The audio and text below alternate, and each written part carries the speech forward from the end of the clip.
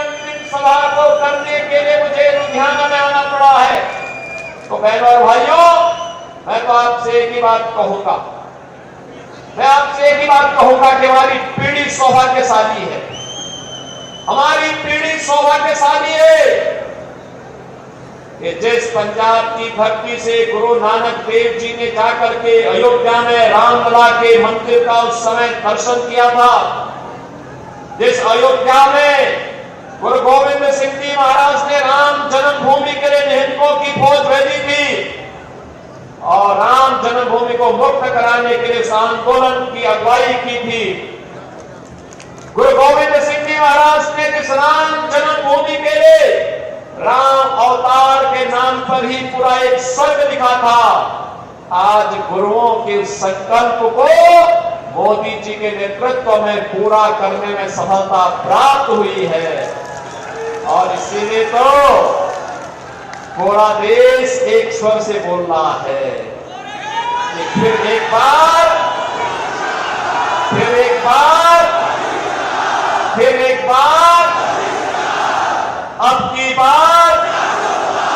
अब की बार 400 पार की बात जब होती है तो कांग्रेस और आम आदमी पार्टी को चक्कर आने लगता है, क्योंकि 400 सीटों में चुनाव ही नहीं लड़ रहे, उस प्रकार की लड़ने की क्षमता भी नहीं।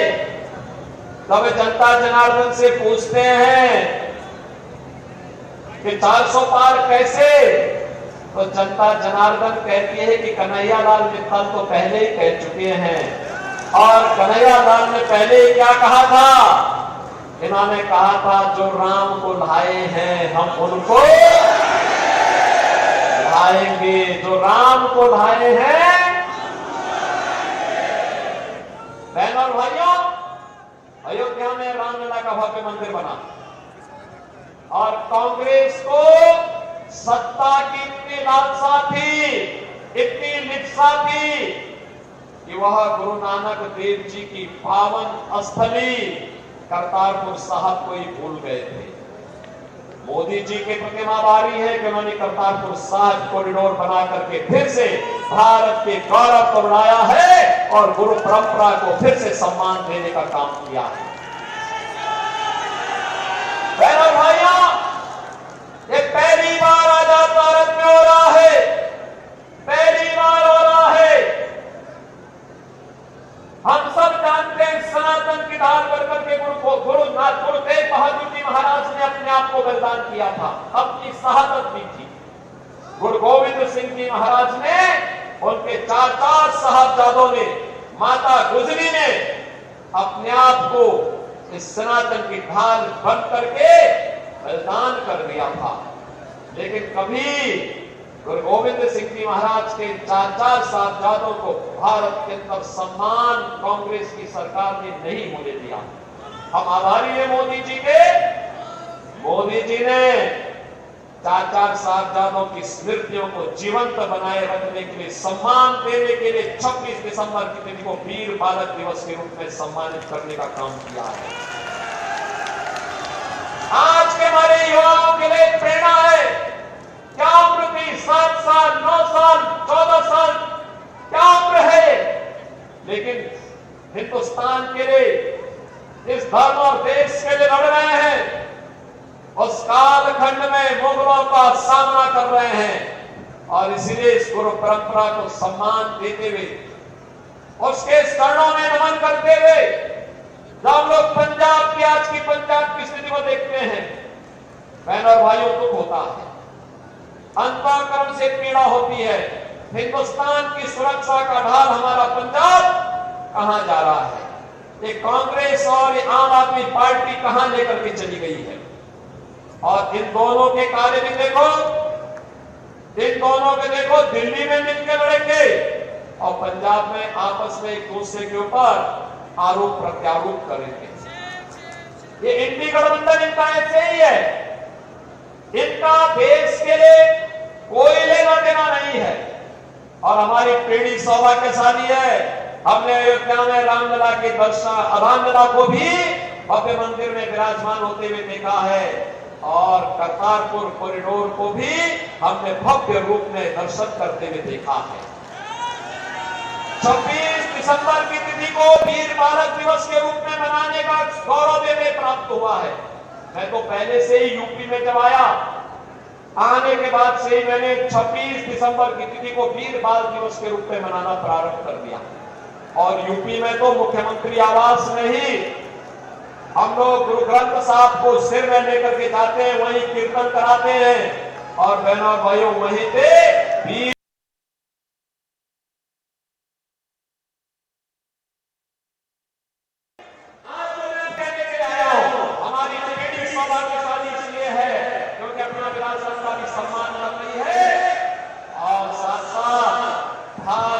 दुनिया के अंदर सम्मान दे रही है, भारत की सुरक्षा को पुख्ता कर रही है। अब दुनिया का कोई देश, कोई दुश्मन भारत की सीमा का अतिक्रमण नहीं करता है। बहनों और भाइयों, अब तो जगह जगह विस्फोट नहीं होते। याद करिए, पहले अलग अलग जगहों पर कभी दिल्ली, कभी मुंबई, कभी अहमदाबाद, कभी चेन्नई, कभी हैदराबाद, कभी अयोध्या, कभी काशी, ये जगह जगह आतंकी विस्फोट होते थे। हम तब उस समय की कांग्रेस सरकार से कहते थे कि भाई आतंकवाद से लड़ो, आतंकवादियों को मुंहतोड़ जवाब दो। फिर कहते थे आतंकवादी सीमा पार के, सीमा पार का कह करके बहाना टाल जाते थे। आज आप देखते होंगे आतंकवाद समाप्त, नक्सलवाद देश के अंदर समाप्त, मोदी जी के नेतृत्व में सुरक्षा का बेहतर वातावरण। और अब तो आतिशबाजी करते करते कभी कोई पटाखा जोर से फट जाए तो पाकिस्तान पहले सफाई देता, कहता साहब मेरा हाथ नहीं है, क्योंकि इसे मालूम है ये नया हिंदुस्तान है, छेड़ेगा नहीं। लेकिन अगर कोई छेड़ेगा तो उसको छोड़ेगा भी नहीं। और बहनों और भाइयों, आज के नए हिंदुस्तान में विकास भी है, 2 लेन, 4 लेन, 6 लेन, 12 लेन की हाईवे, रेल की नई मॉडल, वंदे भारत, अमृत भारत, नमो भारत के रूप में मेट्रो बन रही है। IIT, IIM, AIIMS, IIT, NIT और वर्ल्ड क्लास यूनिवर्सिटी का एक संजाल देश के अंदर फैल रहा है। हर घर नल की योजना से हर घर को शुद्ध पेयजल उपलब्ध करवाने का कार्य है। तो बहनों और भाइयों, गरीबों के लिए 80 करोड़ लोग फ्री में राशन की सुविधा का लाभ प्राप्त कर रहे हैं। याद करिए, पाकिस्तान की कुल आबादी 23 करोड़ और 23 करोड़ की आबादी भूख से मर रही है और हिंदुस्तान में 80 करोड़ लोग फ्री में राशन की सुविधा का लाभ प्राप्त कर रहे हैं। पाकिस्तान की जितनी आबादी है, इससे बड़ी आबादी को मोदी जी ने 10 वर्ष में गरीबी रेखा से ऊपर खुशहाल जीवन जीने के लिए आगे बढ़ाया है। 60 करोड़ लोगों को 5 लाख रुपए का मुफ्त स्वास्थ्य कार्ड की, आयुष्मान कार्ड की सुविधा मोदी जी ने दी है। और मोदी जी ने कहा है 4 जून को फिर एक बार जब मोदी सरकार बनेगी तो बहनों और भाइयों 70 वर्ष से ऊपर के प्रत्येक बुजुर्ग को 5 लाख रुपए प्रतिवर्ष स्वास्थ्य के लिए कार्ड उपलब्ध होगा, जिससे वह अपना परिवार का खर्चा बचा सके और मुफ्त में उपचार करवा सके। किसान को किसान सम्मान निधि, हर गरीब के घर में शौचालय, और बहनों और भाइयों हर घर में उज्ज्वला योजना का कनेक्शन भी। 4 करोड़ गरीबों के मकान बने हैं। मोदी जी ने कहा है जितने गरीब बचे होंगे इनके भी मकान बनेंगे और अगले 5 वर्ष में सबको एक एक मकान देंगे। बहनों और भाइयों, आज तो मैं आपसे कहने के लिए आया हूं, ये विजय सांपला जी हमारे बीच में है। मैं पंजाब की धरती में कहना चाहता हूं, अयोध्या में रामलला विराजमान बाद में हुए। पहले अयोध्या के एयरपोर्ट का नाम महर्षि वाल्मीकि के नाम पर किया गया। इंटरनेशनल एयरपोर्ट हमने अयोध्या में बनाया, महर्षि वाल्मीकि के नाम पर एयरपोर्ट का नाम रखा। विजय सांपला जी हमारे बीच में है, इनका काशी में आना जाना है। सदगुरु रविदास जी महाराज की पावन जन्मस्थली चीर गोवर्धन में अक्सर जाते हैं। याद करिए कांग्रेस की सरकार में और पहले की सरकारों में वहां की क्या दुर्दशा थी। आज आप जाएंगे सदगुरु रविदास जी महाराज की पावन जन्मभूमि में एक भव्य और दिव्य स्वरूप आपको देखने को मिलेगा। और बहनों और भाइयों, मैं आज आपसे यही कहने के लिए आया हूं, एक तरफ भारतीय जनता पार्टी सम्मान, सुरक्षा, विकास, विरासत को आगे बढ़ाने का काम कर रही है, गरीबों का कल्याण कर रही है, और दूसरी तरफ कांग्रेस और आम आदमी पार्टी का ये गठबंधन, जो गठबंधन नहीं बल्कि आम आदमी पार्टी तो देश के अंदर पहली पार्टी है जिस राजनीतिक दल के खिलाफ भी चार्जशीट दाखिल हो रखी है। ये दागी पार्टी बन चुकी है। ये भ्रष्टाचार के खिलाफ खड़ी हुई थी, लेकिन इसके 1 दर्जन नेता भ्रष्टाचार के मामले में जेल के अंदर सड़ रहे हैं या फिर बेल पे बार छूट करके जनता के सामने अपनी साफ बोली की सफाई देने के लिए मजबूर हुए हैं। बहनों भाइयों, ये लोग बोलते क्या थे, आज इन्होंने पंजाब के हाल क्या कर दिए हैं। आज पंजाब में ड्रग माफिया, भू mafia, sand mafia, garden mafia, ये सभी आज पंजाब में हावी हो गए हैं। पंजाब की भावनाओं के साथ खिलवाड़ कर रहे हैं, भारत की सुरक्षा के साथ खिलवाड़ कर रहे हैं। जिस पंजाब में देश की सुरक्षा का ढाल बना था, जो पंजाब, जिस पंजाब का युवा देश की सुरक्षा में अपनी जवानी लगाता था और सुरक्षा के बाद जब आता था तो अपना पसीना बहा करके भारत के अंदर हरित क्रांति के सपने को साकार करता था। जिस पंजाब ने देश के अंदर समृद्धि के एक नए मानक खड़े थे, जिस पंजाब के कारण भारत सोने की चिड़िया कहलाने का हकदार बनता था, जो पंजाब हमारे गुरुओं की भक्ति और शक्ति का पुंज बनकर के भारत की सुरक्षा का ढाल बना था। बहनों और भाइयों, आज यहाँ के युवाओं के साथ उनकी स्थिति को देख करके मुझे कभी कभी तरस आती है और साथ साथ मेरा हृदय दिल से रोता है, इस बात के लिए रोता है, ये युवा जिसने देश की सुरक्षा के लिए अपनी जीवन लगाना चाहिए था, आज ड्रग माफिया की चपेट में। और मैं तो कहने के लिए आया हूं, इसीलिए रवनीत सिंह बिट्टू को चुनाव जिता करके भेजे, मैं इनके साथ यूपी के बुलडोजर भी इनके साथ भेज दूंगा, इनके साथ भेज दूंगा मैं। और इसलिए भेज दूंगा जिससे यूपी का बुलडोजर लेकर के यहाँ के माफियाओं को वो वैसे ही रौंदने का काम करेगा जैसे हमने यूपी के अंदर किया है। यूपी के अंदर आपने माफियाओं को अब कहीं खड़े होते हुए देखा है क्या? जो माफिया पहले 17 के पहले यूपी में अराजकता फैलाते थे, दंगा करते थे, पैरेलल गवर्नमेंट चलाते थे, और जिन माफियाओं के कारण वहां के किसी भी संवैधानिक पद पर बैठे हुए व्यक्ति का प्रोटोकॉल समाप्त हो जाता था, आज वही माफिया वहां मिट्टी में मिल गए हैं, मिट्टी में। अब वहां कोई गैंगस्टर नहीं है, कोई दुर्दांत माफिया नहीं है, कोई सैंड माफिया नहीं है, कोई भू माफिया नहीं है, कोई कटन माफिया नहीं है, और कोई भी अन्य माफिया नहीं है। 25 करोड़ की आबादी, नो कर्फ्यू, नो दंगा, यूपी में है सब चंगा। और यही कहने के लिए आए हैं, एक बार बिट्टू को चुनाव जिता करके भेजिए, अगली सरकार पंजाब में हम बीजेपी की लेकर के आएंगे, माफियाओं को रोकने का काम करेंगे। ज्यादा नहीं 48 घंटे का समय चाहिए बीजेपी को।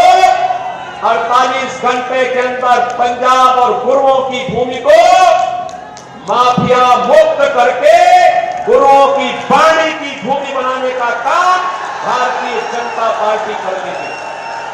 और इसीलिए मैं आया हूं, बिट्टू तो मेरे संसद के साथी रहे हैं, मेरे मित्र रहे हैं, हम अलग अलग पार्टी के थे लेकिन मिलते थे, विकास के बारे में चर्चा करते थे, राम जन्मभूमि के बारे में चर्चा करते थे, करतारपुर साहिब के बारे में चर्चा करते थे, वीर बाल दिवस के बारे में चर्चा करते थे।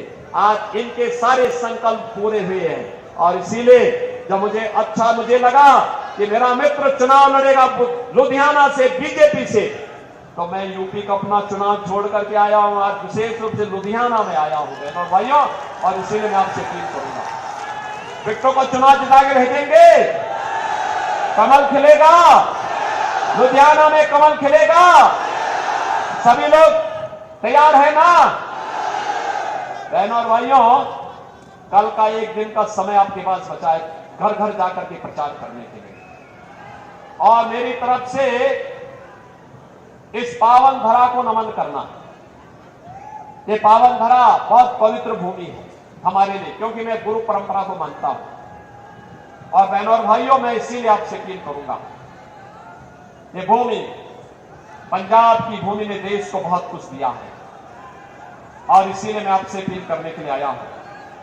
एक दिन आप में से हर व्यक्ति कल का दिन, कल और परसों 2 दिन का समय देश के लिए निकालिए, कमल खिलाने के लिए घर घर जाइए।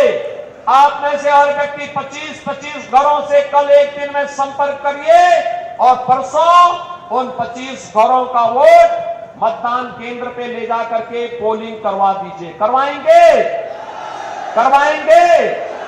तो मेरे साथ बोलेंगे, भारत माता की, भारत माता की, भारत माता की जय श्री राम, जय जय श्री राम।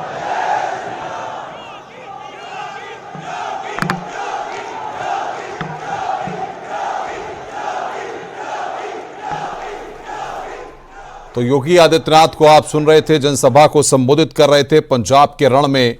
यहां पर सीएम योगी आदित्यनाथ से पहले भी उन्होंने एक जनसभा को संबोधित किया और उसके बाद अब लुधियाना में ये जनसभा को संबोधित कर रहे थे।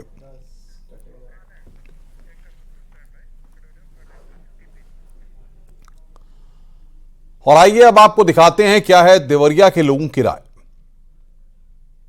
लोकसभा चुनाव के 7वें चरण के तहत गाजीपुर लोकसभा सीट पर 1 जून को मतदान होना है। यहां पर बीजेपी कैंडिडेट पारसनाथ राय चुनाव लड़ रहे हैं, जिनका मुकाबला इंडिया अलायंस से सपा के टिकट पर चुनाव लड़ रहे अफजाल अंसारी से है। हमारे साथ गाजीपुर जिले के कुछ वरिष्ठ पत्रकार हैं, उनसे हम समझेंगे गाजीपुर लोकसभा सीट का क्या है सियासी माहौल, क्या है समीकरण और किस तरह की सियासी लड़ाई यहाँ पर चल रही है। शिव कुमार जी, यहाँ पर भाजपा, सपा और बसपा त्रिकोणीय लड़ाई देखने को मिल रही, आपको कैसा यहाँ का सियासी माहौल लग रहा है? किस तरह के सियासी समीकरण आप यहाँ पर देख रहे हैं? गाजीपुर लोकसभा चुनाव अब अंतिम चरण में है। आज शाम को 5 बजे समाप्त हो जाएगा। इस चुनाव में विकास बनाम जातिवाद 2 मुद्दे हावी रहे, और वैकल्पिक तौर पे अग्निवीर और पेपर लीक वाला भी मुद्दा हावी रहा, लेकिन जातिवाद बनाम विकास ये हावी रहा। गाजीपुर की जनता ने 2014 से लेकर 2019 के बीच में पहली बार विकास का स्वाद चखा, और तत्कालीन राज मंत्री के नेतृत्व में बहुत ही विकास कार्य हुए। पिछले चुनाव में मनोज सिन्हा जी और अफजाल अंसारी जी के बीच में टक्कर थी, जिसमें बसपा बहुजन समाज पार्टी के साथ में गठबंधन के था, और अफजाल अंसारी जी लगभग 1 लाख से ज़्यादा मतों से विजयी हुए थे। इस बार बहुजन समाज पार्टी और समाजवादी पार्टी का आपस में अलायंस नहीं है। बहुजन समाज पार्टी से डॉक्टर उमेश सिंह लड़ रहे हैं, और भारतीय जनता पार्टी से पारसनाथ राय हैं, और समाजवादी पार्टी से आपके अफजाल अंसारी हैं। तीनों लोगों में लगभग त्रिकोणीय ही है, लेकिन बहुजन समाज पार्टी जो साइलेंटली चल रही है अभी, लेकिन उसका वोट पारसनाथ राय यहाँ पर बीजेपी के लिए एक नया चेहरा है, यहाँ के लोगों के लिए एक नया चेहरा है। ऐसे में वो कितने मजबूती से चुनाव लड़ रहे हैं?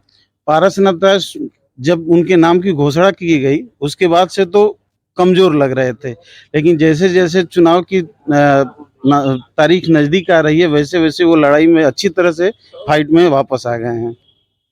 देखिए, 2-3 चीज़ों को मैं बहुत संक्षेप में रखना चाहूँगा। पहला तो ये कि सत्तारूढ़ दल जो बीजेपी है उसके लिए स्ट्रॉन्ग पॉइंट्स क्या हैं और कौन से ऐसे बिंदु हैं जो कि सेटबैक करेंगे। तो इसमें सबसे जो अहम बात है कि जो पीडीएस के जरिए मुफ्त राशन वितरण की जो स्कीम है, वो खास तौर से ग्रामीण इलाकों में जब आप बातचीत करेंगे तो वो इनके लिए लाभप्रद दिख रहा है। अभी भी लोग ये मान रहे हैं कि ठीक है, जिसके पास जो बहुत बीपीएल के नीचे या अति जो गरीब लोग हैं, उनको अगर सुनिश्चित तौर पर अगर राशन मिल रहा है तो ये एक बड़ी मदद है। और अब पॉलिसी के देखिए इम्प्लीमेंटेशन की बात हो सकती है, लेकिन व्यक्तिगत तौर पर भी जब आप बातचीत करेंगे तो ये पॉलिसी आपको लगेगी कि नहीं ठीक है, जनहित में है। तो उसी तरीके से लोग, जैसे आप अमित शाह जी को कह रहे हैं, मोदी जी को कह रहे हैं, सब ये उनका पर्व एक है, जो चुनावी पर्व है, ये अपना मना रहे हैं। उसी तरीके से अगर विपक्ष को देखा जाए तो अखिलेश जी भी आए, अपने प्रत्याशियों के समर्थन में उन्होंने वोट मांगा लोगों से। तो इस जो वक्त लग रहा है कि अमित शाह जी की वो जनसभा शहर के वोटरों के लिए काफी अच्छी रही है। हमारे साथ गाजीपुर के कुछ वरिष्ठ पत्रकारों ने बातचीत की, अपनी राय दी गाजीपुर लोकसभा सीट के चुनाव पर। इनका मानना है कि मुकाबला बेहद नज़दीकी होगा और जो भी परिणाम आए वो बहुत ही कम मार्जिन वाले आएंगे। और यहाँ पर ऐसा नहीं कहा जा सकता कि बीएसपी को दरकिनार किया जा सके, लेकिन मुख्य मुकाबला समाजवादी पार्टी के अफजाल अंसारी और बीजेपी के पारसनाथ राय के बीच में है। मनीष मिश्रा, न्यूज़ 18 गाजीपुर। तो गाजीपुर से आप देख रहे थे चुनावी समीकरण किस तरीके से हैं। वहां के तमाम स्थानीय पत्रकार विस्तार से तमाम चीजों को बता रहे थे। रुक रहे हैं यहां पर एक ब्रेक के लिए। खबरों का सिलसिला लगातार जारी है। आप देख रहे हैं न्यूज़ 18 उत्तर प्रदेश उत्तराखंड।